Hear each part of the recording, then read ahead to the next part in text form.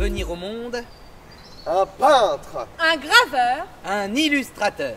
affichiste, sculpteur, dessinateur, lithographe, caricaturiste, humaniste engagé et anarchiste. Nous avons nommé... Théophile Alexandre Stenlen. Tu seras pasteur. Je préfère rester ici et dessiner. Dessiner n'est pas un métier. Tu crois que tu vas réussir ta vie en dessinant des chats? Et puis regarde un peu ce bulletin scolaire. 1 en mathématiques. À quoi bon prêcher? Le monde ne va pas ainsi qu'il devrait être. Il faut agir. Le prêche est une chose, l'action est tout autre. Théophile Alexandre met le cap vers Mulhouse pour entrer chez Louis Schoenhaupt, dont l'atelier d'impression de tissus est renommé. Je peins des tissus d'un côté et de la porcelaine pour Tantema de l'autre. C'est gentil, mais j'aspire à mieux. Vive les mariés! Vive les mariés! Tu connais la rue de Colincourt? Mais c'est à Montmartre. Nous sommes libres. Nous n'avons plus de fil à la patte. Et j'aime cette liberté absolue. Bonjour, madame. Je suis le docteur Henri Villette. Il faut que je vous présente mon frère, Adolphe Villette. Il a un atelier au 20 rue Véron.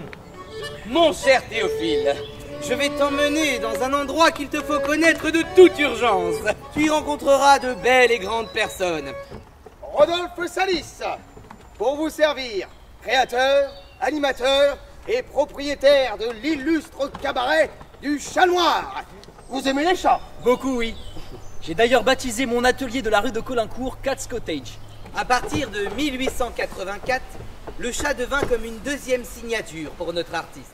Aujourd'hui, j'ai un véritable métier. Le dessin. Mais c'est une revue qui défend les anarchistes. C'est une revue qui est née pour contrer les lois scélérates mises en place par le gouvernement. Il dépeint avec acharnement des scènes de rue. Il faut que le monde voie cela. Ces dortoirs, ces couloirs, ces visages. J'irai jusqu'à peindre l'odeur si j'y parviens.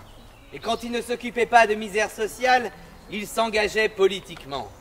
Aux côtés de mon ami Zola, je m'engage ouvertement contre l'affaire Dreyfus. Mes dessins serviront à dénoncer l'arbitraire et l'injustice des accusations portées contre l'officier français. Aussi, en 1896, il dessine l'affiche que tout le monde connaît aujourd'hui, la tournée du Chat Noir.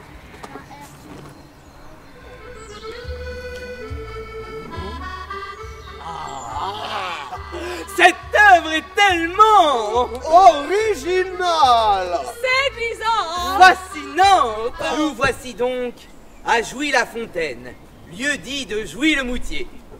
Ça manque de fleurs. Nous ferons venir un jardinier. Je préfère m'en occuper moi-même. Te voilà passionné par les fleurs.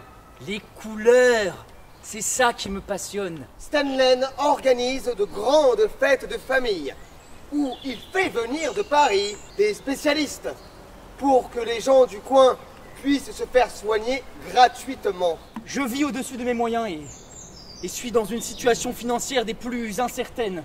Vous avez des dettes. Et qui dit dette, dit saisie. En 1910, la tragédie le touche par le décès de sa femme. Notre artiste retrouve sa mélancolie, qui devient la personne la plus proche de son intime solitude. Que se passe-t-il? L'attentat Sarajevo, c'est la guerre. Stenlen courut voir Clémenceau et obtint de lui un laissez-passer pour se rendre sur le champ de bataille. Il voulait voir la vérité de près, pour mieux la dessiner. Des millions d'hommes s'entretuent sans qu'on ne s'aperçoive de rien. Ils sont enterrés et immobiles, attendant la mort. Il faut montrer ce peuple qui fait la guerre sans avoir rien demandé. Stenlen, c'est simple. Il a vu ce que les autres ont vu. Seulement, avant de dessiner, c'est dans son cœur qu'il a regardé. C'est ainsi que l'on pourrait résumer l'œuvre complète de Stenlen. Un regard, une émotion et un trait de crayon.